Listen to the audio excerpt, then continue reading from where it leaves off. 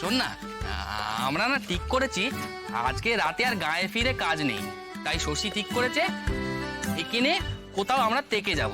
আমিও সেখানে যাব, বাড়িতেও বলে দিয়েছি। ও বটে, তা ভালোই করেছে। ও বল, হ্যাঁ শোনো না,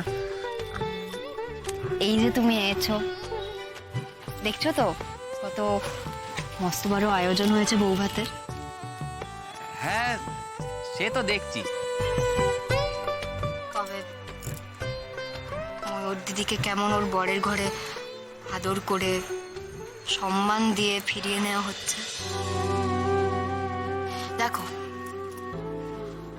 আমাদের চারজনকে নিয়েই যত গোল হয়েছিল, ওদের গোল মিটেছে,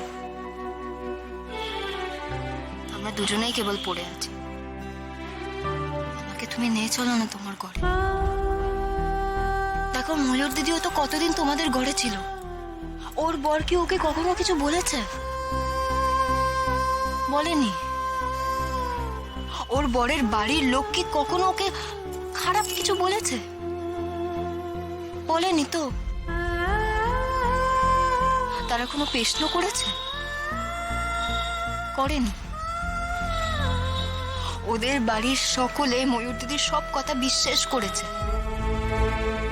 তবে তোমার বাড়ির লোক আমার কথা কেন বিশ্বাস করতে পারছে না? ওরা কেন আমাকে বিশ্বাস করে আদর করে ঘরে তুলতে পারছে না?